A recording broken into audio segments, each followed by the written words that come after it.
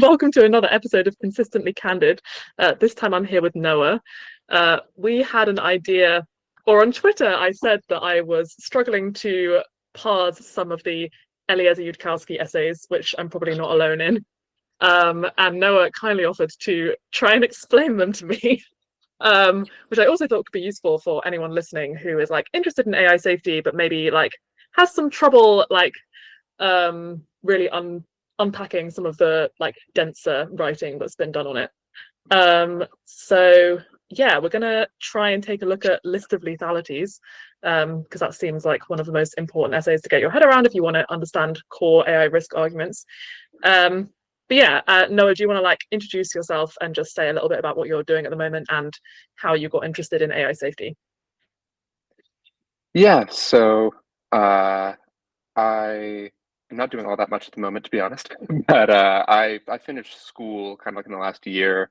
I got my master's in computer science, and I've done like some deep learning internships at Apple in the recent past. And I guess actually, I'm doing the AI like AGI safety fundamentals course at the moment, which is run by like Richard No. I think he initially made the Cool. curriculum anyway.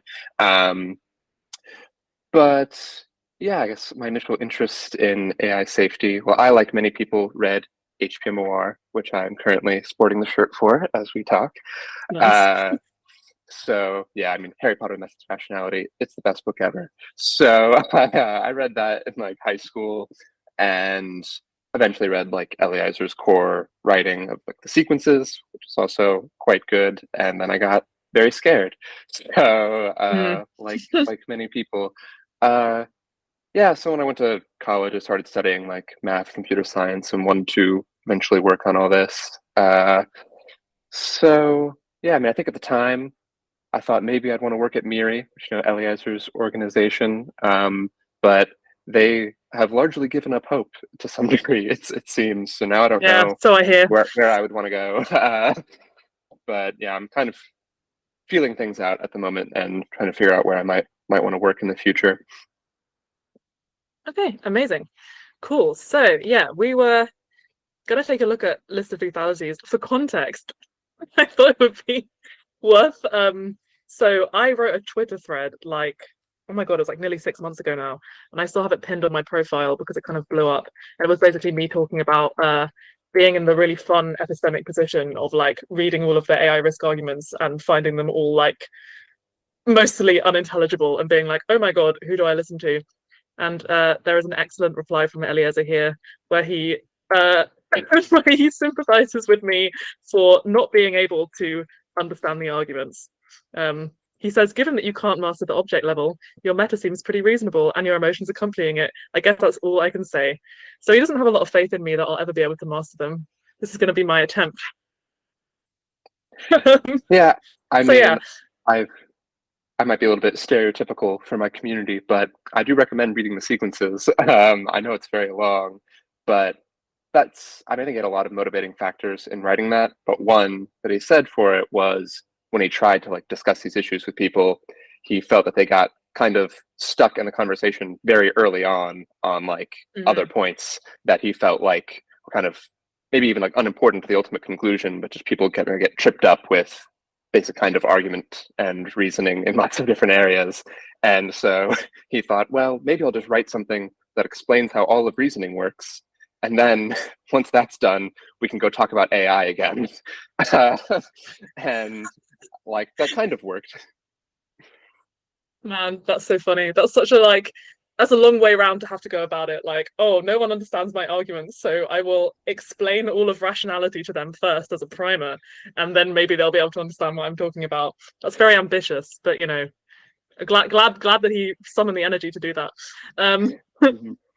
okay, so oh, I need to get a list of legalities up because I've accidentally closed the tab. See, I'm such a good podcaster. Um, Yeah, I think at the beginning, in the introduction to this, he kind of like presumes that people are already going to know what the orthogonality thesis and instrumental convergence are, which, I mean, I do know what those are, but for the benefit of people listening, in case they don't, do you think we should do a very high level explanation of those two concepts? And then we Yeah, can like dive into the rest of it. If you have like a Yeah, simple way you think you can frame those. I think so. I'll also say about this piece, which I think he also says at the start, is that it's not very well written. It's not very good. So he says that himself in this essay. So I don't think anyone should feel bad if they read this and struggle with it, because I think most of his writing is in fact a lot clearer than this and more well put Mm. together, more polished, more lucid. But this is just really hard to write. And he said, like, he tried to write something like this many times and bounced off it and failed. And so eventually was like, look, like this podcast, he's like, I'm just going to put something out there that's not very good Yeah. and hope that it's helpful. Uh, Well, we have this in yeah, common, yeah. yeah. I think the biggest issue with this whole piece really is that a lot of the points have a huge amount of overlap. And I think that makes it harder to understand. I think when you read it, a lot of it just like blends together. And for me anyway, I think that does make it hard to understand. But anyway, that's just a little preamble Yeah. to his preamble. But yeah, so point -3 in this list is orthogonality and instrumental convergence. So orthogonality is kind of, well, I mean, the word orthogonal, if people don't know, means the same as like perpendicular, and kind of just means, if you say two things are orthogonal, just means they're kind of independent of each other. And the orthogonality thesis is the idea that basically intelligence and goals are separate from each other, and that you could, in principle, have like an agent that's arbitrarily intelligent, but could have any goal in the world. I think like the AI researcher Stuart Russell sometimes puts this, like if you had an AI that's trained to play chess, like there's nothing implicit in like the mechanics of chess that tells you what the goal is.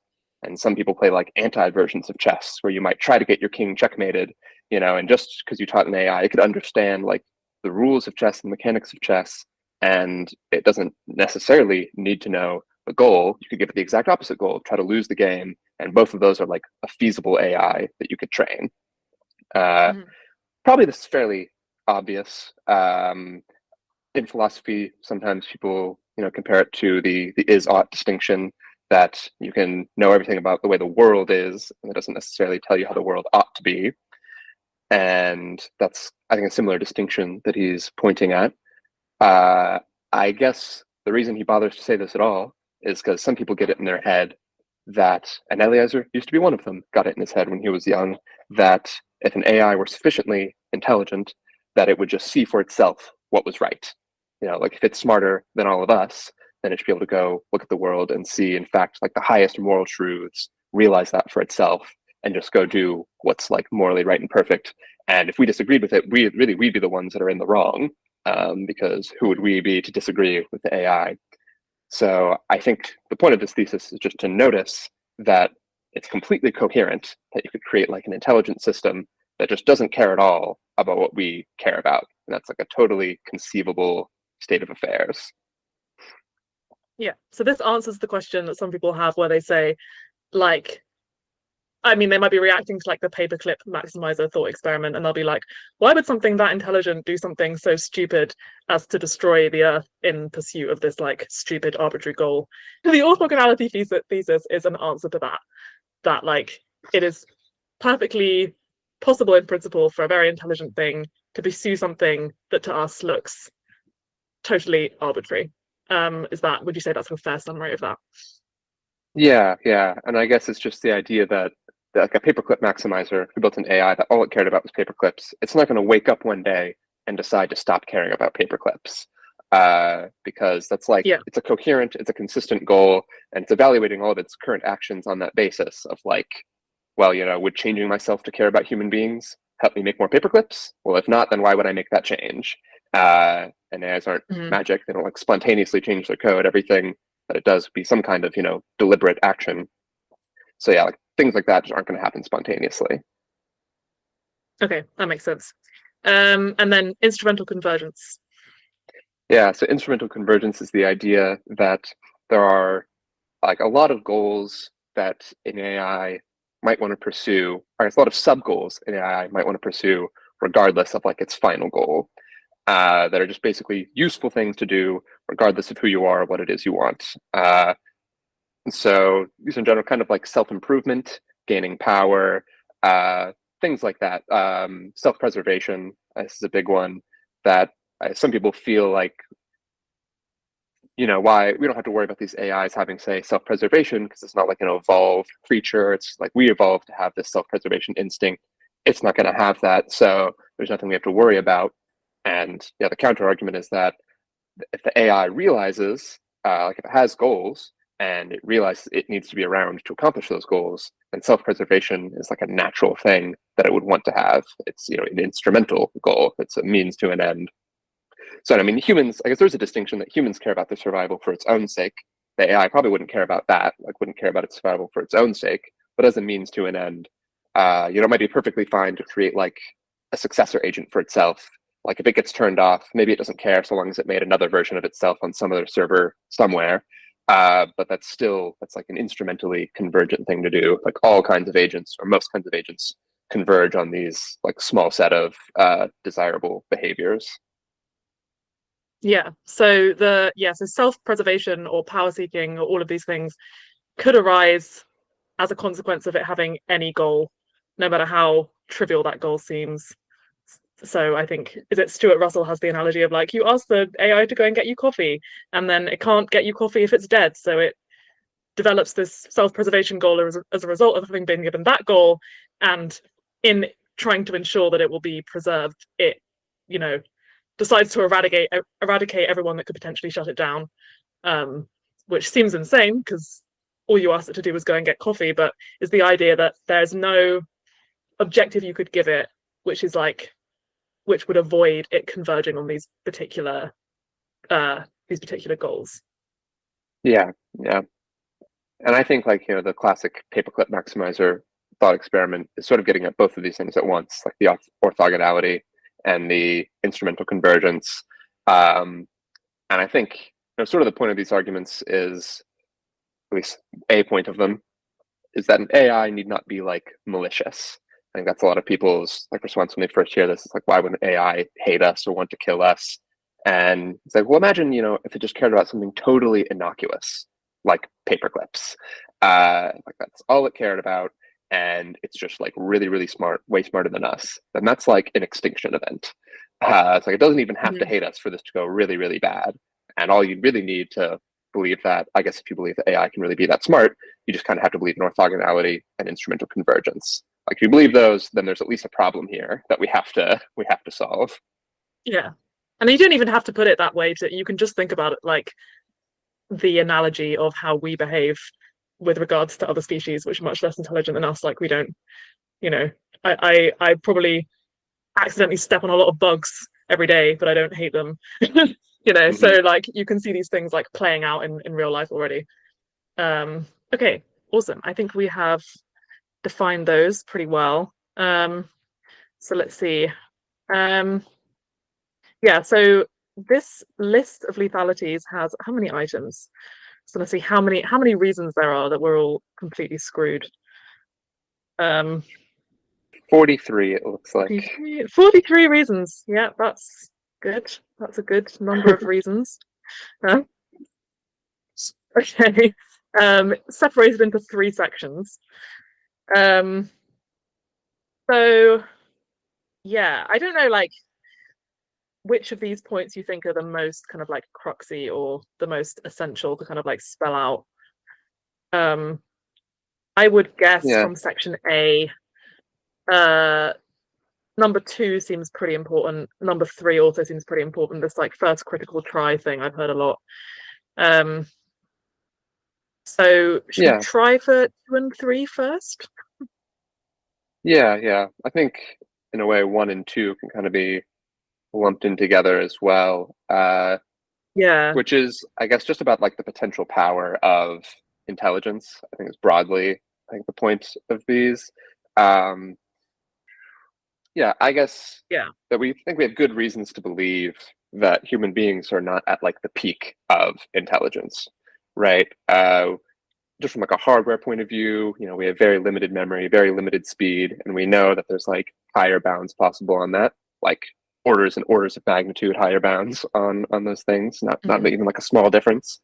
And we also have, I think, like theories of intelligence and rationality, like idealized intelligence that we know we fall significantly short of in very specific ways. So we have every reason to believe that like the limit of intelligence is just far, far, far past human level intelligence. And that being the case, if an AI, we're able to reach that level of intelligence, it should, be able to just blow past us and, take control of the world if it so wanted to. I think that's basically the summary of points 1 and 2.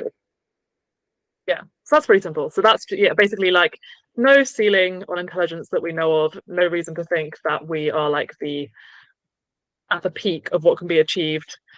Um, Yeah, yeah, I or don't think I there's anything in there besides that really. It's yeah, important. I think as Eliezer I would sometimes clarify, there is a ceiling. It's just the ceiling is very, very high, Yeah, and yeah, yeah, yeah. that's Yeah, sometimes like there's like a ceiling, fallacy but to there may that. as well not be for our intents and purposes, right? Yeah, I think Okay. I forget exactly what he Yeah. calls it. I think he says something like the safe supernova fallacy. Like a supernova can only get so hot, therefore its temperature must be safe. Uh, Yeah, but yeah, anyway, yeah. yeah, the first Okay. critical try, I guess point 3. Yes. Yeah, so I think this general idea is that like there's experiments we can do with early systems, and there's things we can try, but at some point there's going to be like the first system that we turn on that actually has this capacity to take over the world. And maybe it's not like we switch on already has that capacity, like it might develop it over time, whatever, but at some point it's going to have that capability. And so there's this question of, did the things we do before, like the safety techniques and the attempted alignment we made when the AI system couldn't actually take over the world, is that going to generalize to the case where it can take over the world? And that's like the sort of critical question. Before this, by definition, like it literally never had the option to take over the world. So you can't really conclude much from it not taking the option. You need some like deeper reason to believe that it's safe, other than just observing its behavior, that like it didn't kill everybody. So that's yeah, I guess like a pretty central difficulty. Yeah. So this is why the project of alignment can't be done in the way that normal science can be done, because normal science involves trying and failing many, many times, um, and not killing yourself in the process. Mm-hmm. So this would be like, I don't know, it would be like if every time somebody was trying to see if a plane engine worked, they were like taking off in that plane and hoping that they Mm-hmm. didn't crash. Um, yeah, okay. Um, that seems to make sense. Um, Number 4, we can't just decide not to build AGI because GPUs are everywhere. Knowledge of algorithms is constantly being improved and published. 2 years after the leading actor has the capability to destroy the world, 5 other actors will have the capability to destroy the world. So, yeah, am I right in thinking this is kind of referring to this problem of less and less compute being required to build powerful models? So even if a bunch of, like, say if right today we managed to get some kind of like international compute cap in place, that wouldn't solve the problem in the long term, because it would keep getting easier and easier for people to build powerful models until maybe at some point somebody can just build an AGI on a laptop with like one gaming GPU in it or something. Um, is that kind of what he's getting at there? Yeah, and I think even this point at this time, I don't think he's even seriously considering a compute ban. This is before his Time article where he put forward Mm. that idea of like maybe we should really actually do this. Um, I think at this point he wrote this, he considered that like not even possible on the table. Like we can't take the GPUs back; they're everywhere. So like it's going to happen sooner or later. But you are right too. Even if we did have that ban, like it's going to happen at some point. And we don't have like there's not this move where we can decide just to not build it because there's so many people in the world to like we're not dictators, so we don't have that's not like a choice that's available to us as individuals, because other people are definitely going to do it at some point. Then he also has bold in here, the given lethal challenge is to solve within a time limit, that we don't have infinite time to do this. Yeah, but presumably, like we could still extend that deadline if we got some kind of Mm-hmm. like pretty stringent regulation in place. I assume that he would also agree with that. Um, Yeah. but yeah, he doesn't seem to actually be advocating for anything like that here. But like you say, he's kind of clearly, I don't know, maybe if he like like wrote the article because he thought maybe that kind of thing was shifting more into the Overton window, or whether it was just kind of a Hail Mary type thing. I don't know. I would like to think it's the former. Um, but Yeah, I think it's a bit of I both don't know. from what I read. I think like people told him that like friends of his told him that people in tech respond really negatively to these talks of like regulating AI, but that ordinary people are a lot more receptive to it than you would think. Like you don't even have to get that Mhm. abstract. Like you tell an ordinary person, "Oh, imagine if we created like a new species that's smarter than human beings." And the initial reaction is like, "What Yeah, the fuck? Like, why would we? Why would we do that? That sounds like a yeah, horrible idea." So he's like, "Oh, well, I mean, maybe I should go write this then and let people know."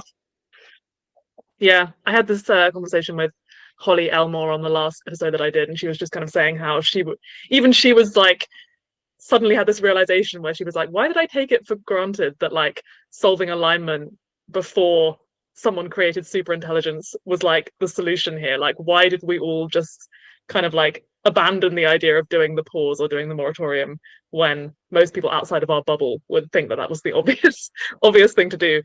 Mhm, So that's interesting that that's like only a position that people are starting to arrive at, like in the relatively recent past. mhm. Um, okay. Yes, this is another thing that I'm struggling to wrap my head around, which I think would be good to define. So, this idea of a pivotal act. This is, as I understand it, some kind of thing that we have to do that gets us out of the critical risk period, um, which is probably going to be something pretty radical. But I'm not sure I totally understand what kind of thing that might be or exactly why it's necessary. So, can you kind of explain that? Yeah, yeah. So this is point number six, and we kind of skipped over point number five, but I think it's also related. Where five says we can't just build a very weak system, and six says we need some system that performs some kind of pivotal act. And so these two are also like interrelated. So this one is pretty important, and I think like somewhat recent in the conversation, just like in the last handful of years. So I don't know if it was always framed this way, but I think the idea is you can kind of notice that some solutions that people propose are kind of just non-solutions. Like there's one solution, and maybe I'll be straw manning it, I'm not sure, called like comprehensive AI services. And this idea is, well, let's just not build AGI. Let's build like a bunch of narrow AIs, right? And that sounds safer. It could be just a bunch of narrow AIs that handle different parts of the economy, and that would still be really useful. So we'd all still like we'd benefit from that. We could get a lot of the benefits of AI, and that's a lot safer. So let's just do that. Now maybe there's something deeper to this proposal that I don't know about because I haven't read it very much. But on the surface of it, this doesn't seem to accomplish much to me because it doesn't stop anyone from building an AGI later. Like that's all well and good. We can go ahead and do that and make narrow AIs, but 6 months after that, like someone can still create AGI and still destroy the world. And all of our narrow AIs aren't going to like prevent that from happening. So the idea of like a pivotal act, I think, is whatever you do with AI, like it has to actually solve this problem such that like we build an AI that has some properties such that later in time, nobody can make an AGI that kills everybody. Like our current Mhm. AI has to be like minimally powerful to stop some later AGI from killing us. And if it's not doing that, then you haven't actually solved the problem. And yeah, like it can be tantamount to saying like, let's see, I think he maybe compares it to like a sponge or something. I'm not sure. Yeah, yeah, like you can make a sponge, and a sponge is very safe, but it doesn't save us from AI killing us. So that's a non-solution. And lots of people's solutions are equally non-solutions of like, we'll create a bunch of narrow AIs. Like, cool, that's safe, but it doesn't solve the problem. So like, what's the point of your proposal? uh, so yeah. Yes. So this is the idea that what you'd actually have to do to solve the problem is create an AI that was in this like extremely tiny Goldilocks zone where it's like powerful enough to prevent the building of an AI that does kill all of us, but not quite powerful enough to actually take over, and that is like an extremely narrow target which we're like pretty unlikely to hit. Yeah, I mean, it's kind of just like, I guess, like a minimum solution statement. It's like, it'd be great if we could create like a totally aligned AI, and that could be, that could be a pivotal act. That'd be pretty pivotal. So he defines a pivotal act as uh, something that prevents an unaligned AGI from destroying the world.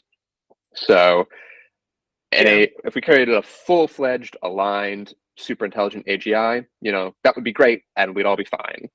So that would be super cool. But it's like that's really ambitious, and that sort of used to be Eliezer's goal is let's just build like an actually aligned AGI, and he's seems like sufficiently given up hope on that he's like maybe there's an easier problem, and maybe it's not actually easier. Who's to say? But just focus on what's the actual minimum thing we have to do is we just have to create something that's intelligent enough to stop us all from dying. Like it can do something that prevents us all from dying. And maybe that's actually no easier than just creating an aligned AGI. Or maybe it is easier. And we Yeah. don't really even know if it's easier or not. But at the very least, let's not presuppose that it's no easier. Maybe because it could be. It could be easier to do something that's a little bit more narrow, a little bit more focused. And the example he gives is like an AI that just burns all the GPUs on planet Earth and maintains that no one can make any new GPUs. It's like maybe that's an easier thing to make than an AI that understands like every single part of planet Earth and is aligned on every single aspect. Yeah. If we could get it just do this one thing, then maybe that's easier. Would it be like in theory, OpenAI's super alignment project, like the idea of creating an automated alignment researcher, if that worked, which I don't think anyone thinks it's going to, but if it did, um, could we call that a pivotal act? Like they've not created an aligned ASI, but they've created a thing that can do the alignment for us. Yeah, I'd say like if that worked, I think that could I mean, presumably the next step is to then create the actual AGI and align it with this thing that OpenAI made. And if that Yeah. works, then yeah, I think that would be like a pivotal act. I think Eliezer often argues that he thinks this is actually a much tougher pivotal act than even like burning GPUs, because Mhm. he thinks like doing the work of alignment is actually like one of the hardest things and requires like a lot of Yeah. understanding of human values and what makes this problem hard. He's like, that seems to him, in his opinion, a much scarier thing to try to attempt as our pivotal act than some less, from his Yeah. perspective, less ambitious things. Yeah. So you want a pivotal act which is like as unambitious as possible, but still sufficient to solve the problem. Yeah, I can see how that is maybe no such thing exists. So Yeah. that's good. And I That's think optimistic. yeah, I think from his point of view also like the less understanding it requires of like human psychology, or maybe understanding isn't the right word, but the less it has to care about human psychology and values, like that might be easier to do as well. Like if it's more like a purely mechanical kind of pivotal act, that might be an easier thing for us to align and get done. Yeah, so that's why the burning of GPUs is a good example of that. Um, Hmm. I actually quite like that.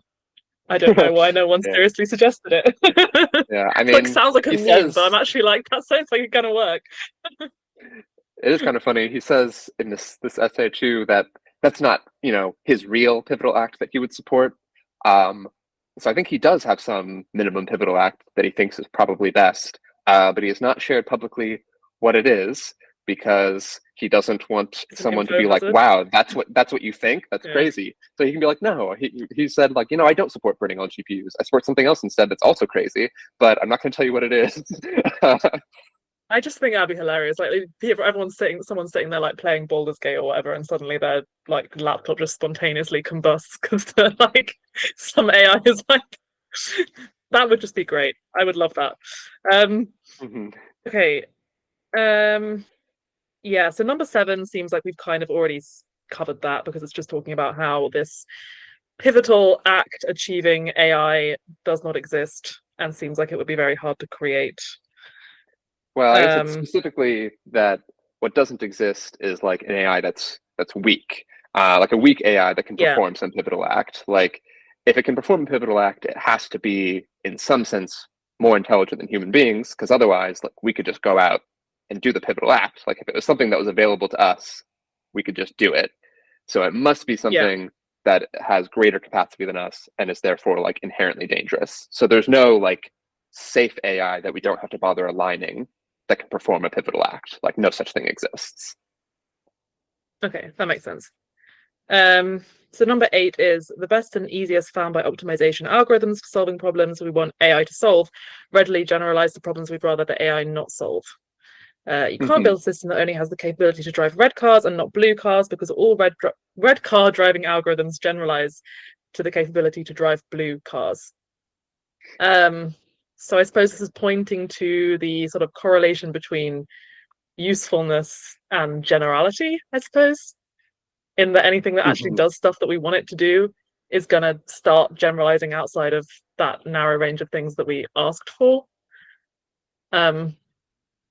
This seems like it's not, and this might be dumb, but it's not always the case, right? Like we do have AIs that we've trained to just do one really specific thing, like AlphaFold or something only does that one thing that we've asked it to do.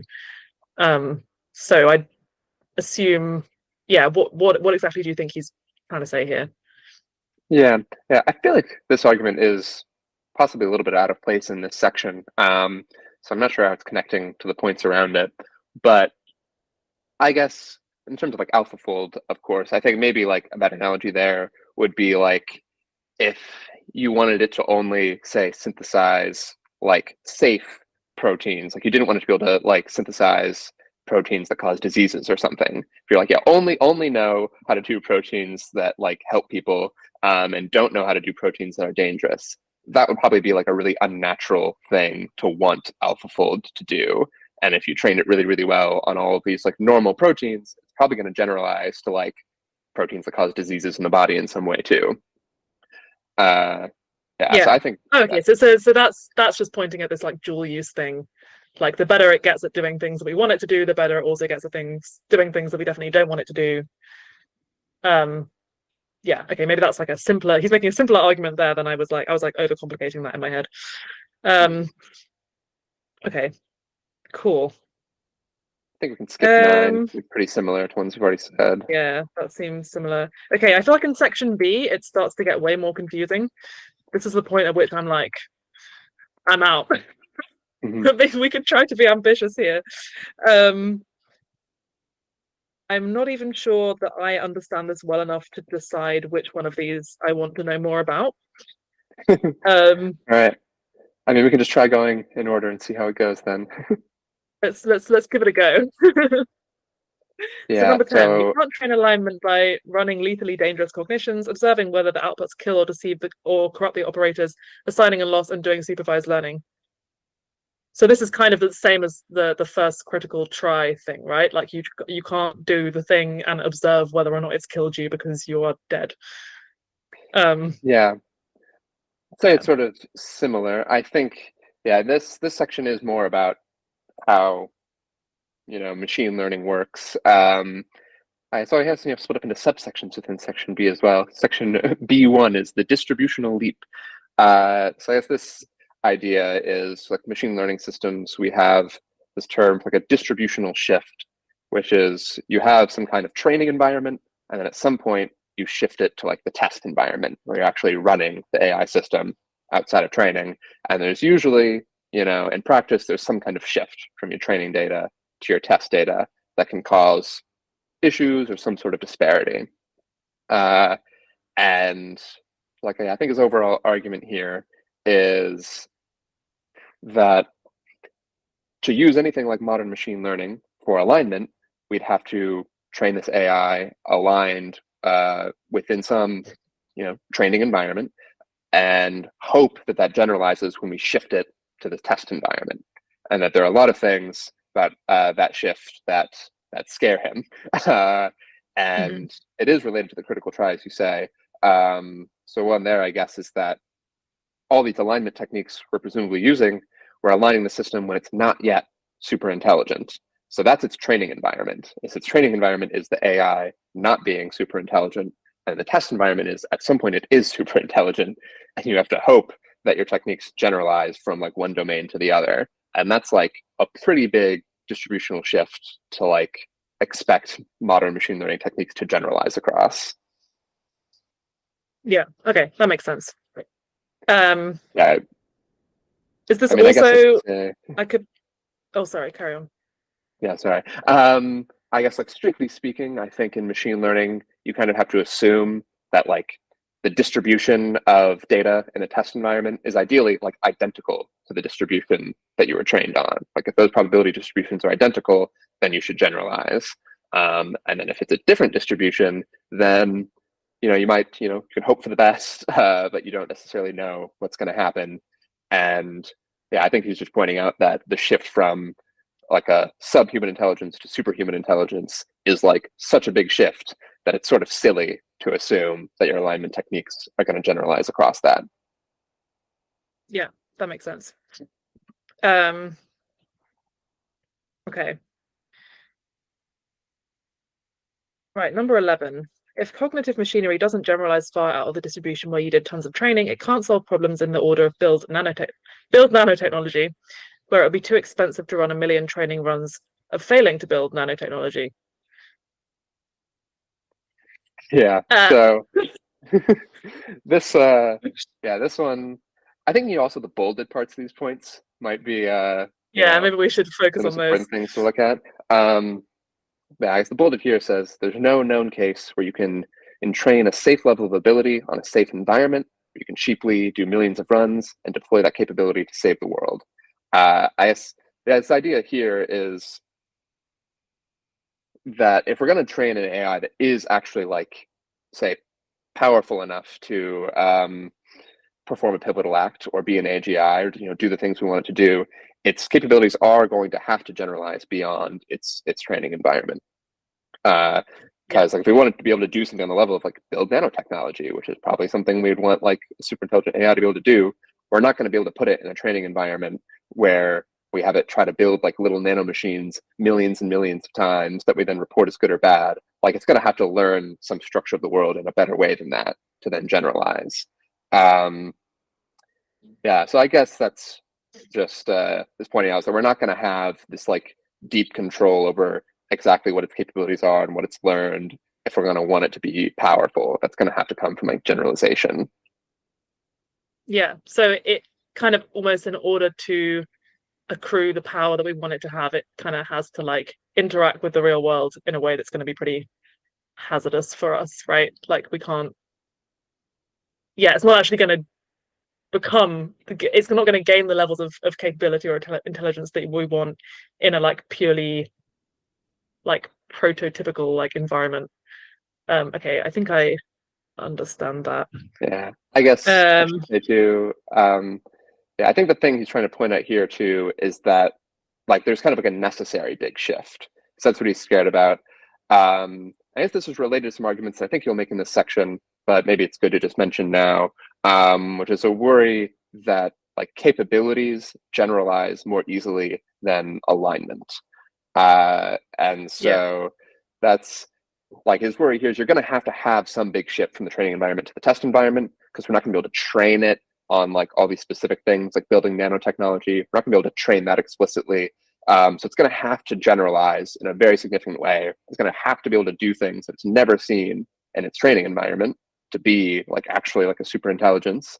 And then that also means that its alignment techniques that we applied are absolutely, they're going to be trying to, sorry, starting my sentence over. The all alignment good. techniques that we use in the training environment are going to now be sort of applied and tested in this test environment that's definitely very different from its training environment. And so I think that's his Yeah, argument here is that to be super intelligent, it's going to have to be doing things that it wasn't actually explicitly trained on, which means we're then going to be stress testing our alignment techniques in a circumstance that we didn't actually train them on either. And that's like a worry. yeah, yeah. So any environment with testing our alignment techniques in is not the environment that the super intelligence is actually going to be acting in. So therefore, we can never actually figure out whether they are like sufficient enough. Yeah. Yeah. Okay. Makes sense. Um, let's go to the bolded text from the next point, which is operating at a highly intelligent level is a drastic shift in distribution from operating at a less intelligent level. I thought we already kind of covered this. Yeah. Yeah. Um, okay. many alignment problems of superintelligence will not naturally appear at pre-dangerous, passively safe levels of capability. So this Yeah. seems like it's maybe getting at like a deceptive alignment type situation. Yeah, I think that's a big Um, thing that he's talking about here. That's and it's it's kind of related to point 12 too as well, that like that this highly intelligent level is a big shift from the less intelligent level. And I guess 13 is sort of saying, well, why is that an important shift? Is because there are like unique problems that can occur that never happened before. And one is like, the option of say like pretending, putting this outward behavior that actually belies like your inner goals, or the AI doing that, the AI pretending to be more aligned than it really is. That might not have been really like a choice that was available to the AI early on, but at some level of intelligence that becomes an option. And mm, there's probably like lots of little things like that, like starting to like I guess a lot of like the instrumentally convergent things that we were talking about, of like power seeking and self-preservation and deception. Like a lot of these issues are probably only going to occur at some level, like minimum level of intelligence. And so if we're working with like these earlier dumber systems, the fact that we don't see them doesn't necessarily mean that we're not going to see them later. I think he also kind of goes on in this paragraph to say we could maybe try to elicit these problems earlier. Like if we predict, well, we think it is going to have these problems later, maybe let's try to purposely elicit those problems now. And I think people are doing that stuff with like GPT style systems, like trying to push it into being power seeking and stuff, and pushing it into being deceptive to see if they can elicit those capabilities, and then seeing what we can do about them. Uh, and I think it's just sort of expressing some skepticism that that's really like a general solution. This is a little list here of like that first means we're going to have to forecast all the problems that might occur later, and then we're going to need to actually elicit them, and then actually solve them in a way that's going to generalize to like the environment where they're not like being purposely elicited from the model, they're just like doing them naturally, and those might be two very different domains. So like training them in one might not generalize to the other. yeah, and I guess there's also a problem here where there's no amount of kind of like, I mean, like you could keep looking and looking and like probing to try and find these capabilities or like tendencies towards like deception or power seeking or something, and you might never find them up until some critical point. So not seeing them is like not evidence that we're safe from them arising at some other point. I guess some people could criticize this for being like unfalsifiable or something. I don't know, like you like because you can always say, oh, at some point it could kind of like suddenly do this thing that it's never done before. And some people might be like, oh well, if we see no harbingers of that, or like no early examples of that, why would we expect it? But I suppose this goes back to what we were saying before about how if instrumental convergence is true, then you would expect these things to appear at some level. Um, Although I think we have seen examples. Have we have seen examples of like deception in models already? I don't know too much about this. Maybe you know more Yeah, than me. I mean, we've seen examples of certainly like false statements from models, right? And then this almost becomes an interpretability question, though, of like, deception implies some kind of intent, perhaps, on the part of the model. And I don't know that that's been something that's like clearly established. I don't know. I mean, I think there is that example. I haven't looked into it too deeply. I think some people have said it's kind of fake, so I'm not sure. But like, there's a story of like the GPT model claiming to some like TaskRabbit person that they were Be blind, blind. Yeah. and so it's like, but is that deception? Because like I don't know, maybe like the model might not even be truth tracking enough to call that deception per se. It's more just like Mm. babble. Uh, so it's a little hard to say whether we have this level of like instrumental convergence yet. Yeah. Okay. Um, right. Moving on. Okay, so oh yeah, this one seems important. Fast capability gains seem likely and may break lots of previous alignment required invariants simultaneously. So I guess this is maybe one of the more controversial points.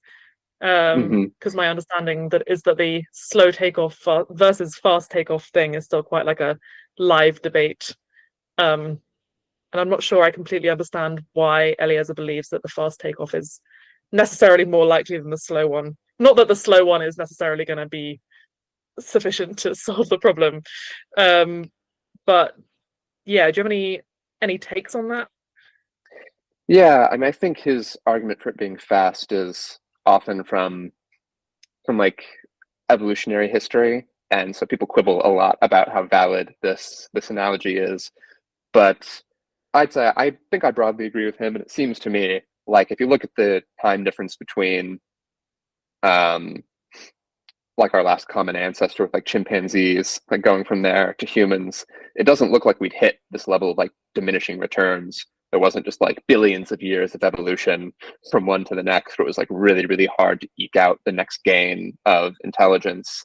And like, so, I mean, there are different, people argue about why we have general intelligence. I think a common one that I think Eliezer tends to believe is that humans are like a very social species, and that like our brains evolved largely like socially interact with each other, and that there's like this big positive feedback loop, like a runaway feedback loop of us optimizing against each other and our brains growing. And so it seems like there was these big gains over time that was happening, not in this way that's diminishing, but in a way that was like accelerating. um, and maybe our bottleneck is really that our heads can only get so big and still be birthed. So that might be like a limit on how smart we can get. Um, but yeah, I tend to find this somewhat convincing that like the difference between chimps and humans seems like kind of modest in terms of our brain design. And I guess other people's counter arguments are that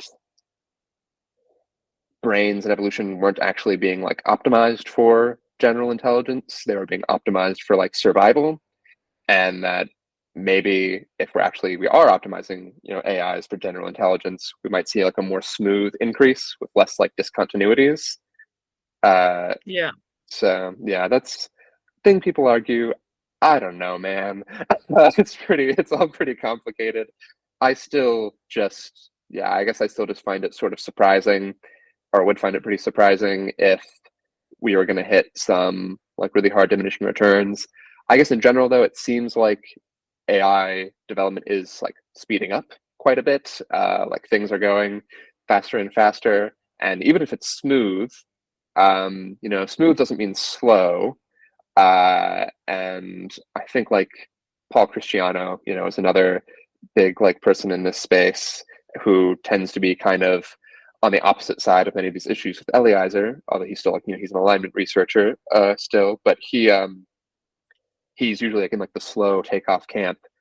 But like his slow isn't that slow. Like he still thinks in the I next like 30 guess that years it's going to happen. yeah, but it seems like the difference isn't, well, like the crux isn't like, is it fast or is it slow? The crux is like, is there like a discrete moment or something, like a tripwire?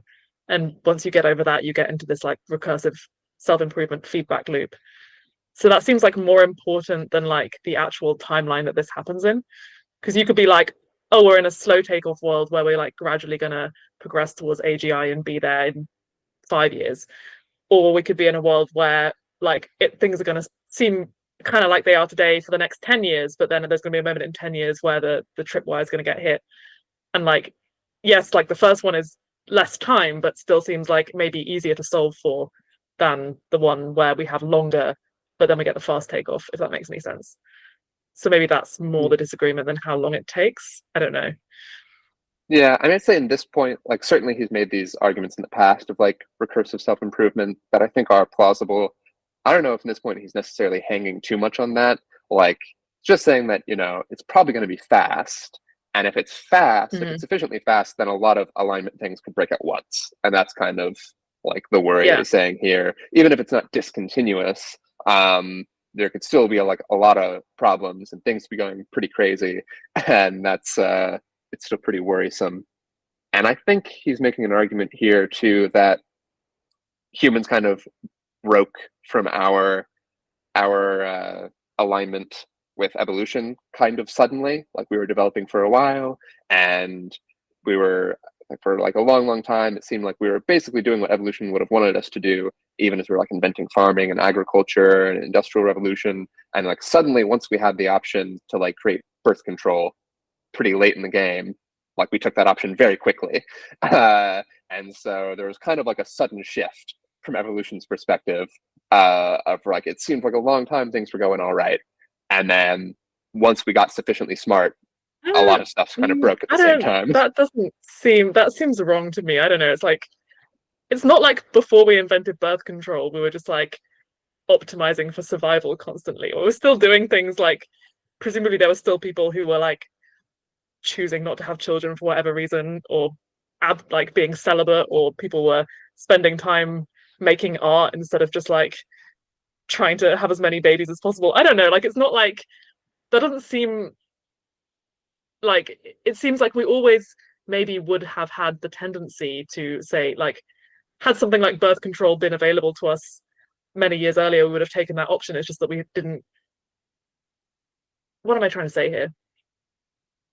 Like we always had the same instincts. It's just at some point Mm-hmm. technology enabled us to do a certain thing. That doesn't seem like we suddenly got more intelligent and developed different instincts. You Yeah, know, no, like yeah, I think we've never you're had the instinct to like only have children. Do you know what I mean? I'm not articulating this very well, but that just okay. Yeah, doesn't seem right to me. I think Um, you're definitely right. You're definitely right, and I think his point more is kind of what you're saying about like what options were available to us, and you could see from like maybe from evolution's perspective, and basically it might not have noticed there was a problem just looking at our behavior. I think is essentially his point. And when we're looking at these AIs, I think he would argue like they probably don't have the right instincts built into them, but that early on when it's not very smart, we might not notice this problem because of like its limited options available. But then like at some point, once it becomes smart enough, there it might be kind of sudden, like how big the disparity gets. Like the disparity was very small between like our optimal behavior given the choices available to us and what evolution would want us to do. And then at some point, when we got really, really capable, what evolution would want us to do starts to like radically move away from what we are doing. Like at this point, we could, if we wanted to, just create like jars and jars of our DNA and just like fill up like warehouses with that. And that was never an option for us before, but now it is. And now that it is, the fact that we're not doing that kind of represents a really big disparity between what we're doing and what evolution would like us to do. And I think okay, that's yeah, the yeah. kind of thing he's pointing at is it might happen very subtle. Like the AI looks fine because it's just kind of dumb. It's mostly doing what we'd expect it to do. Like it's helping us do our homework on when you use ChatGPT. But the moment it becomes really, really smart, the distance between what it's doing and what you want it to do could very suddenly be very wrong. Yeah, okay, that makes sense. Um, okay. So we now have central difficulties of inner and outer alignment. So should I Um, explain inner and outer alignment? yeah, I think I know what this means, but I'll let you explain it because you'll probably explain it better. Yeah, so it's kind of, like a decoupling of the problem of alignment into these two subproblems. Um, and one is to, like, which is called outer alignment, is the problem of specifying what it is we want. And I'd say for like a long time in this alignment debate, that was most of what people talked about is how do we specify what we want? And, if we get that wrong, what happens? And now with the onset of deep learning, we have kind of this additional problem of inner misalignment, which is even if like in principle, you perfectly specified what you wanted and you kind of encapsulate this in some reward function or loss function that you're using to train your AI, what it learns is only like an approximation of that. So then we get this question of like, what is it actually optimizing for itself? Because that's often different than the actual thing we were training it for. So we kind of have these two problems where there's like an alignment issue. There's specifying what we want, that's the outer alignment problem. And then the inner alignment problem is actually getting the system to internalize the thing we specified. And that's also a problem. Yeah, okay. So we've got, yeah, like specify a goal such that if it was actually followed, it would be good, and then B, get it to actually do that thing. Mm-hmm. Okay. Um, so the bolded text here is that outer optimization, even on a very exact, very simple loss function, doesn't produce inner optimization in that direction. Sure. Yeah. So Yeah. the example he gives here is, in fact, again, human evolution. And I think this is kind of a nice example because like the things that humans actually care about are definitely like very complicated. I think it's part of his point here is if we like it'd be really, really hard for us to specify exactly what human beings want for a system, and then like that would be really hard to internalize. But let's take a goal that's much, much simpler, like inclusive genetic fitness, which is a much like simpler, clearer goal to specify than all of human values. But even that didn't work, is his point. Like in evolution, it had this very simple, explicitly like explicit goal that it was basically optimizing for exactly when genes get reshuffled, and then humans end up caring about things like radically different. And as you said earlier, like from the start, we've always had these instincts that are very disparate from this, incredibly simple goal. So there's just no reason to think, basically, that that this internal optimization is going to point in the same direction as the outer goal we specified. Yeah. Okay. Yeah, that makes sense. So the next thing, on the current optimization paradigm, there is no general idea of how to get particular inner properties into a system or verify that they're there, rather than just observable outer ones you can run a loss function over. Oh, actually, maybe it would be a good idea to define loss function, which again is something I think I understand, but you are going to articulate better than me. Yeah, so a loss function is basically just how we evaluate the output of an AI system, or most AI systems anyway. Like a GPT style system, this is definitely what we do. So it's a metric of how close its output was to what was desired. And loss is bad, so it's a measure of how I guess the disparity between what it did and what we wanted. With like Yeah. GPT style systems, the loss function is, when it's trying to predict text, it outputs like some probability distribution over words. And then we have like the actual word that's supposed to come next. And the loss function is a measure of like how far off was the probability distribution from the true answer. That's like the loss. But in general, this is how lots of AI systems are trained, where they're trained to like minimize this loss function. If you have something that's like, I don't know, like an image recognizer. That's like another common system where it'll try to identify what's in an image, and we tweak all of these like weights in the network to try to get it to as close as possible to the true answer. Yeah. Okay, that makes sense. Yeah, so at this point, that we basically, with deep learning, we have no real method at all of specifying the actual like internal optimization criteria of a neural network. All we have is like minimize this loss function. And we basically have no control over what it ends up internally caring about, like what those weights are actually trying to do and what they're representing, what they're working towards. That we have no ability to really understand or to specify. And this is kind of different from older systems in AI. Like when we have like more logic-based systems, you could kind of input directly, like this is your exact goal. They'd have some kind of like specification language that they use to define like here's all the objects under consideration, here's all the relationships between them, and you could just say here's exactly what we want you to do. And that is like we don't have anything resembling that in deep learning, and that's kind of very upsetting. Yeah. Okay. Yeah, that makes sense. To what extent do you think the interpretability progress would address that? Like, Yeah, if I we mean, could see inside the box, so to speak, does that mitigate this or no?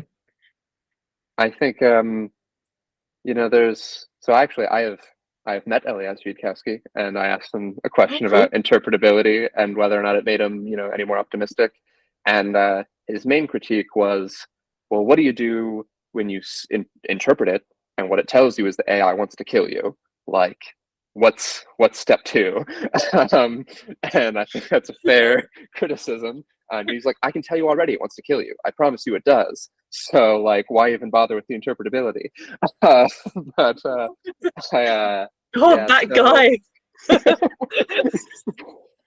I love I that. I It's see like a his whole point. field is like trying to interpret these things, and he's like, "Yeah, you're going to interpret them, and they're just going to tell you what you don't want to hear." Like, that's depressing and kind of hilarious.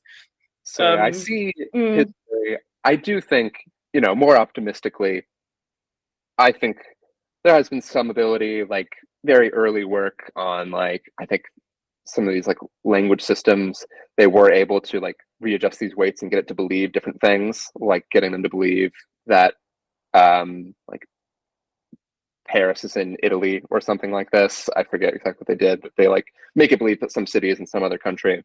Um, but it's again like it's just very limited. I think if if we did this great, if we had like a bunch of money in this and we were doing it beautifully and wonderfully, probably if we totally reverse engineered how a neural network worked, then yeah, like that would be helpful. We would know what it's doing, um, and that would probably give us some ability to change what it's doing, or maybe even kickstart like a new AI paradigm. That's sort of a hope that I have. That's very lofty.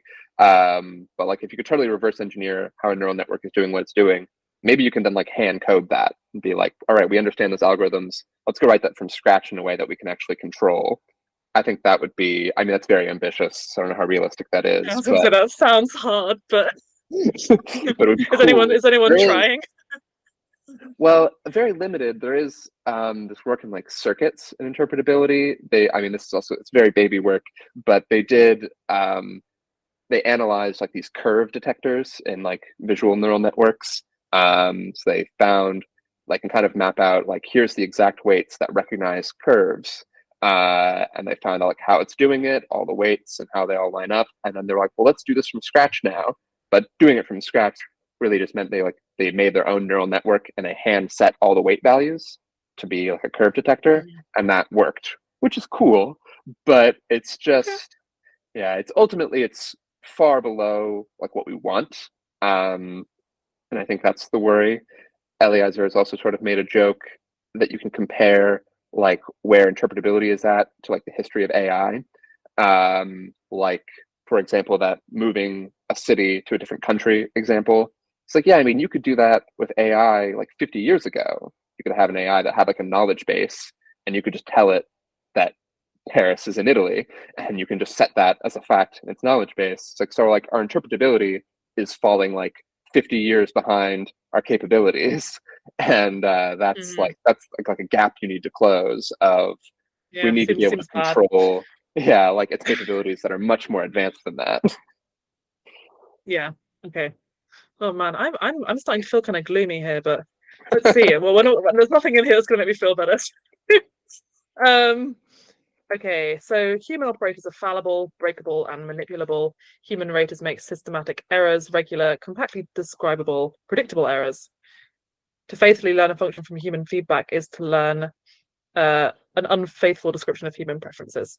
Okay, yeah, that seems pretty simple. So this would kind of I mean, I don't think anyone believes that RLHF is going to like scale anyway, but I guess he's making the Mhm. point here that like yeah, even if it even if it learns from us and from what we say we want, um that like given that we make mistakes all the time, we're still not going to encode something infallible into the AI Yeah, uh because we are dumb. So that one seems simple. I'm trying to like speed ahead a little bit here because we're only halfway through this list. yeah. I've Um, probably jumped to 22. yeah. Yeah, I think this one is kind of interesting. That I think is a little bit related to like the Izot distinction and the orthogonality thesis. That, but it's maybe a little controversial. He's kind of arguing that general intelligence is simple and that alignment is not, Mhm. comparatively at least.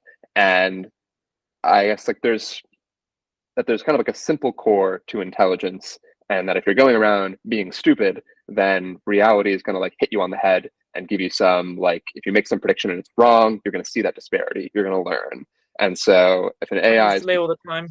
yeah, if AI is becoming more capable, then it's going to have to like become more intelligent. There's going to be like these signals from reality that guide it towards being like a coherent intelligent system. But there's nothing analogous that's going to like force it to be aligned. There's nothing like when it tells a lie, there's not inherently going to be something that like hits it over the head and tells it like, no, like that was that was a bad thing to do. Uh, and so like there are these inherent feedback loops that push toward general intelligence that there just aren't for alignment. Okay, that makes sense. Um, Yeah, okay. Uh, Corrigibility is anti-natural to consequentialist reasoning. Yeah, Um, so yeah, what's a simple way of saying that? so corrigibility is this goal of like a system that is easy to correct and is like cooperative with you on correcting it and changing its behavior. And so that's been like an alternate research idea as people have thought of I guess it's sort of in opposition to the first critical try thing of like, we don't need the AI to work perfectly and want exactly the right things, so long as it's correctable. It could want like things that are very wrong, but if it's corrigible, then like we can work with it and change it over time. And their argument is that this is like a really unnatural thing for a system for basically these instrumentally convergent reasons that for whatever goal the AI has, allowing you to change its goal is a bad way for it to achieve that goal. So Yeah, why would it want to cooperate with you on that? And so I think with Miri tried to do some work for a while of like, is there some simple natural way to design a corrigible agent? And they felt that they could not find anything, and that in fact, yeah, it's just like a really weird way for an agent to be. So it seems pretty hard. yeah, okay, that makes sense. Um, okay, there are two fundamentally different approaches you can potentially take to alignment, which are unsolvable for two different sets of reasons. By becoming confused and ambiguating between the two approaches, you can confuse yourself about whether alignment is necessarily difficult. The first approach is to build a CFE style sovereign, which wants exactly what we extrapolated. What we this is awkwardly worded. Yeah, well, yeah, this is one that requires some um, background knowledge. So I could probably just yeah, I talk was gonna about it say I for feel a like bit. he's dropping some terminology in here that I'm like, where Yeah, do yeah. CEV is this paper he has called Coherent Extrapolated Volition, which is a sort of early approach to how he thought an aligned AI should be. Um, and it was kind of the answer to this question, like when people are trying to dismiss alignment very quickly, sometimes they say like, oh, aligned with who though? And then they stop thinking. But his paper was kind of an answer to that question that he wrote a long time ago. That was which like basically to build an AI whose goal is to reason about like what would if humanity had like a really long time to think and reflect about what it wants to do. I guess people in EA call this like the long reflection. If we went through like a very Yeah, long time to think about what we wanted to do and like what would we settle on, and the AI should be able to like simulate that if it's sufficiently intelligent. Um, and it's like we'll make that your goal then. If humans were like if we were the people we wanted to be, if we were our best selves as we think of our best selves, we had all the time in the world to think about it. In the end, what would we want to do? Just do that. That's like the idea of coherent extrapolated volition. Uh, and yeah, so, and like that AI might do things that we would think are bad, but it might in fact be right to do them. And I think it's kind of like a solution, if you imagine like if people built AI like 300 years ago, if somehow they had that capability, then that AI might like think slavery is a great idea. And, you wouldn't want that to be a possibility. Like you wouldn't want your AI to like lock in like all the moral mistakes you're making. And so that was like the idea of this proposal is to not like lock in a specific set of values, but get it to extrapolate what we want, which is why he has the weird phrase in here, extrapolated want. so you're not asking it, you're not saying like solve morality and do the right thing in like a realist sense. You're asking it to like simulate what would we do if we'd like thought about this for thousands of years. So in order for this to work, you wouldn't need like moral realism to be true. You would just need it to be like super good at predicting what the human species would decide that they wanted in like 3,000 years or something. Mm-hmm. Um, okay, yeah, I think I understand that too. Yeah, but it's his Um, argument here is people kind of often ambiguate about what it is they're imagining their like AGI solution to be doing. And yeah, So there's one that's like, yeah, make an AI like that. That's just going to go out and like go operate in the world and do what's best. Versus like a like more corrigible agent that just kind of sits around meekly and like cooperates with you. And these are kind of difficult for like opposing reasons. And so like the one that like stuff that makes one hard, if you try to like fix those problems, can make the other one hard in the opposite direction. So it's like basically if you just don't think very hard about what your actual solution is, like, oh, I'm going to make an AGI and it'll be safe somehow. Don't worry about it very much. You can like convince yourself that it's going to be okay if you don't like lay it out very concretely of like what is it you actually want to do. Yeah, so the corrigibility thing is like incompatible with something that can like extrapolate beyond what we know we want at this current moment. Because Yeah, if we could, if it was corrigible, it would only do things like, yeah, we need it to be able to like see past our own like moral horizons in order to do the stuff that we ultimately want. But that is, yeah, not compatible with us being able to steer it. Okay, got it. Oh man, right. Let's skip forward ahead. Oh, he's talking about inscrutable matrices now. yeah. I mean, we talked a bit about Um, interpretability, so I can see if there's anything in here that we need to talk about. I guess one general thing is if you do get an AI that like you see it wants to do something bad that you didn't want it to do, and you try to optimize it, train it so it doesn't do that anymore, you're actually doing two things. You're maybe, one, training it to do things that are better, but also you are training it to subvert your interpretability technique. So if you're optimizing for both of those at the same time, and like any interpretability technique we have in practice is going to be imperfect, right? So if there are ways to subvert it, to find holes in it, like sneak under the radar, then if we train it to not flag a problem in our interpretability system, then we are going to be training it to hide its intents to some degree. And so that's kind of a big yeah, fundamental problem with interpretability as a solution. okay. You think that covers most of what's important about section B3? Yeah, I'm looking over just to see. Yeah, I think that's like the core of it since we already talked about other parts. Yeah, I guess the thing about the AI having like an alien mind is like possibly important. Yeah, I guess I Um, feel like maybe that's obvious, but maybe not. Maybe it is worth yeah, saying because people are feeling like GPT style systems are very human-like. Um, yeah, but yeah, I feel like that's pretty illusory, and is arguing that's pretty illusory. Like the thing it's actually trained to do, like it's not some mixture of human beings. It's a system that's trained to predict all human text. And you can imagine like that's a very different thing. Like humans can't do that. So if it's able to do that, it's got to be doing something very, very different from what humans are doing. So yeah. yeah, I think people get There's a very some weird people idea. like to make this.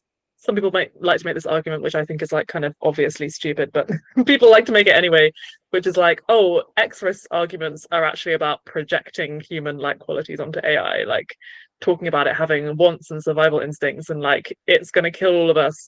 We're actually just like imagining that it thinks like us, but actually doesn't think like us, and they think that this is an argument against it being an existential risk, which seems, yeah, like obviously wrong to me for like a whole host of reasons.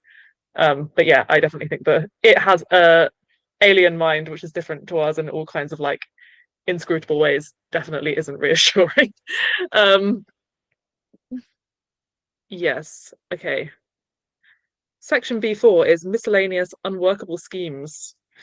Um, okay, coordination schemes between super intelligences and not things that humans can participate in. Yeah, That one seems so pretty obvious. I like that point, but not obvious to everybody. But yeah, well, yeah. So um, yeah, I guess all this is saying is we can imagine they're going to go off and cooperate with each other, and everything they're doing is going to be, yeah, opaque to us. hmm Um, I've seen people like argue on Twitter that it would be useful for AIs to respect like property rights and stuff like that to help work with each other the same way it's useful for humans to work with each other. And yeah, Eliezer's general response is like, yeah, but there's like a really natural thing where all the AIs could respect each other's rights and that we are not a part of that in any way. because we're just like orders of magnitude below them. Like they don't need to give us any consideration. And That that would be seems like pretty saying, obvious to oh, me. but like humans can coordinate, and that's why they're going to care so much about ants, which also Yeah. coordinate in colonies or something. It's like, Mhm. yeah, strange point. Um, okay, any system of sufficiently intelligent agents can probably behave as a single agent, even if you imagine you're playing them against each other. So is this just saying they're going to be super good at coordinating? Uh, yeah, I'm not really sure what he's saying here, other than that they're going to be good at working together. Um, Yeah, he's done some sort of, uh, some of his most technical research is in this area about like kind of cooperation between different agents. I think one that's kind of interesting is like, like the prisoner's dilemma. yeah, Yeah, I'll assume most people know the prisoner's dilemma. I think Miri has this paper that's about like if you have two agents that have access to each other's source code, then they can like provably cooperate with each other on the prisoner's dilemma. And this is just like okay, a kind of new options that are available to you when you can analyze another agent, like really logically know exactly how they're making all their decisions. There's a lot, like a larger space of cooperation opens up that these AIs do not have with human beings. And so that's part of why he believes very strongly that AIs would be able to cooperate with each other, but not with us. yeah, okay, that makes sense. Um, okay, so he's now talking about AI boxing. Um, okay, so here he's just talking about the fact that anything or like something sufficiently intelligent is going to appear magical to us in the same way that technology that we have today would have appeared magical to people 1,000 years ago. So I think that's a pretty intuitive point. I don't know if we need to elaborate on that. Oh my God, we made it to section C. We're Section C is amazing. really long. Um, Yeah, I guess uh, point 37 oh is kind of related yeah, to stuff we said before about the normal way science goes is that yeah, we try and try again, we make mistakes and we learn, and we don't really have that option here. And that yeah, like everyone kind of knows it's maybe like a stereotype in science that when someone first enters a field as like a young scientist, they're very bright-eyed and bushy-tailed and have lots of ideas, and everyone else, all the older people, kind of know that soon they'll become cynical. And they're like, whatever, that's kind of fine. We'll let the kid have their fun for a while, and that's the way things go. But that's not really good for this field, where if you go in with like a lot of starry-eyed ideas and they fail, then we all just die. And so you kind of need to actually become cynical in advance. So if it's predictable that you're going to become cynical, then just go ahead and become cynical now. You don't actually have to live through the experience. If you know that at the end of it, you're going to become more like cynical, just go ahead and do it now. Be a good Bayesian. yeah. That's so depressing. Um, okay, yeah, that makes sense. Um, 38 is kind of like, again, yeah, it does not appear to me that the field of AI safety is currently being remotely productive on tackling its enormous lethal problems. So essentially, well, yeah, I guess we know that it's a under-resourced field that doesn't have too many obviously promising ideas. I guess Yeah, depending on and I think maybe there are some people that think that they're promising. I don't know.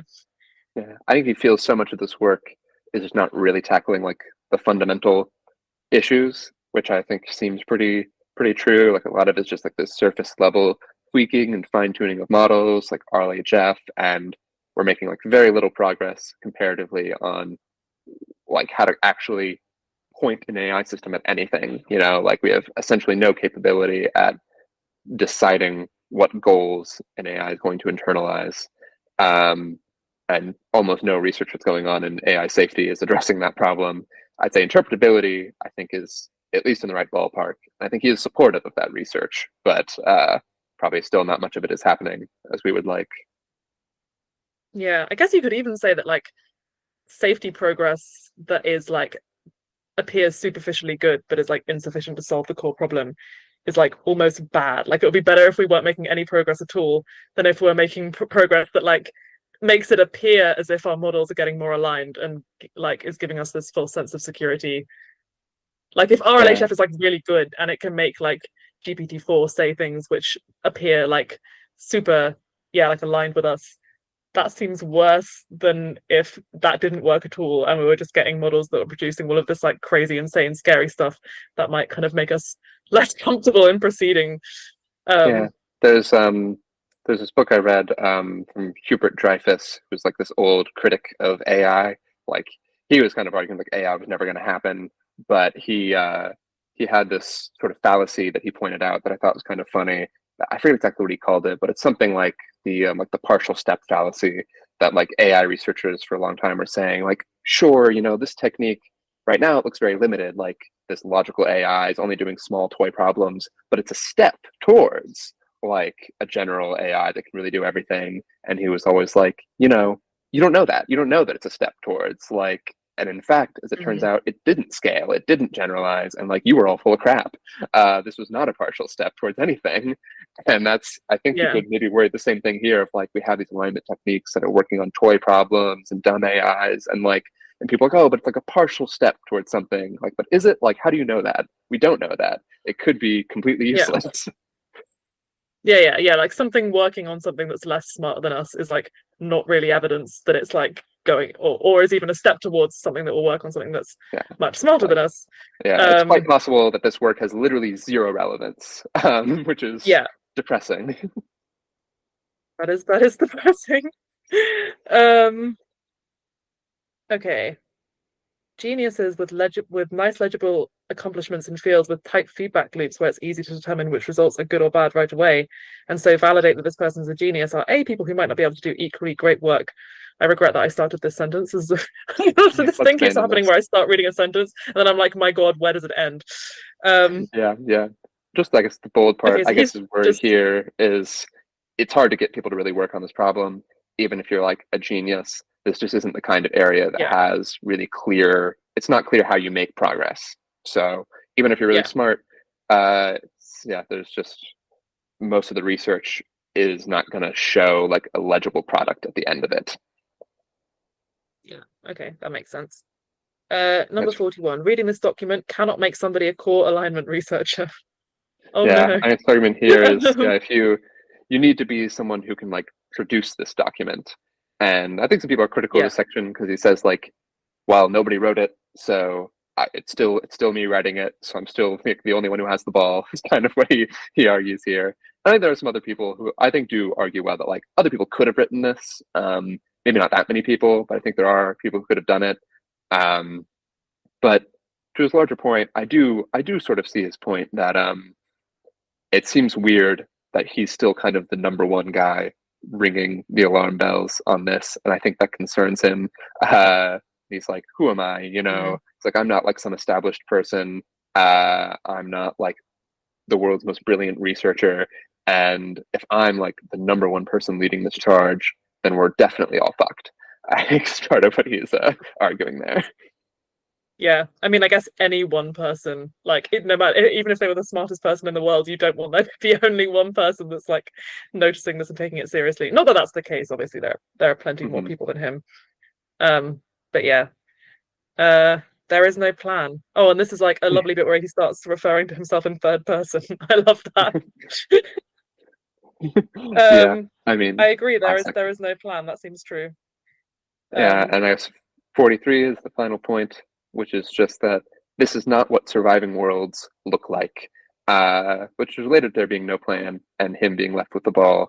That like a world that was going to survive had a plan, had like lots of plans, has been working on this for a while, and didn't leave it all to like one internet rando to call the alarm on this. Like this has been a top priority for decades by this point in worlds that survive.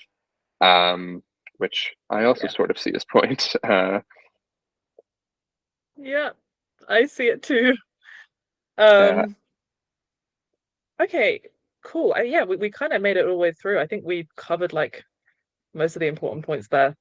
Do you think like I'll mhm. just ask you this quickly and then I won't take up too much of your time, but I'm wondering like what do you think are like the because obviously there are people who are nowhere near as pessimistic as Eliezer. And I'm not necessarily talking about like people who are like totally dismissive of the risk altogether, because I think I don't really know what planet they're living on, but see people who like have a probability of extinction that's like 10 or 20%, right? Like they still buy that there's like a problem. They just don't think it's like a really hard or like super intractable problem. Like, what do you think the cruxes are between those people and someone like Eliezer? Like, this is a thing that I've never really been able to wrap my head around. Like, what are the things in this list which are like, what are the assumptions, the core assumptions that make him so pessimistic? Yeah, I guess I think some people believe a lot more strongly that alignment techniques like will generalize. So I guess that's kind of a crux is uh, whether or not like maybe alignment is like simpler than he thinks, and if we train it well enough on these simple systems, there is like a natural way where that generalizes. So I guess that's a possibility. Um, yeah, there's a possibility of just stuff like going kind of slower than he thinks. Um, that might make things safer. Um, yeah, I guess it's hard for me. Aside from that, I feel like no, it's not totally clear to me what all the cruxes are. And I find people who are at only like 10%, I find that pretty laughably low. I think like Paul I always find Cristiano. it like, yeah, like 10% is like weirder to me than like 0%. Because like I Mhm. don't know, like if you're at 0% or like something like trivially low, like 0.1%, it's kind of like okay, so you just don't buy any of it. Like fine, maybe that you have reasons for that. I don't know, but like if you it's like you buy it, but like you think it's 1 in 10, like that's really really confuses me. Or even if you think it's Yeah, 1 in 5, like I feel like it's like yeah that I because his Eliezer's arguments are so like if you accept the fundamental assumptions, you kind of like have to accept that it's like extremely high. It seems like you can't half accept it, but yeah, maybe I'm yeah. like Although, yeah, to be fair, misunderstanding something. so Paul Cristiano, who's considered the optimist, I think is basically 50-50. He's like, oh yeah, I think Yes, it's about a 50% chance. coin And flip. that does make more sense to me than 10%, I think. And so like I see his perspective somewhat. And I think most of his cruxes are kind of like the things that I said, if he expects things to generalize better. And that I guess to me seems like a possibility. I guess another thought is that it might be kind of easier to make agents that are more short-sighted.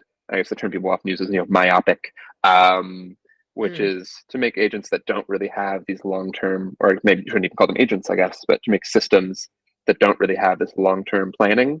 So I think other people are more optimistic that like that's a possibility that you can make systems that are intelligent and useful but don't exhibit long-term planning. Now, Eliezer is like very skeptical that such a thing is possible. So I guess that's another crux.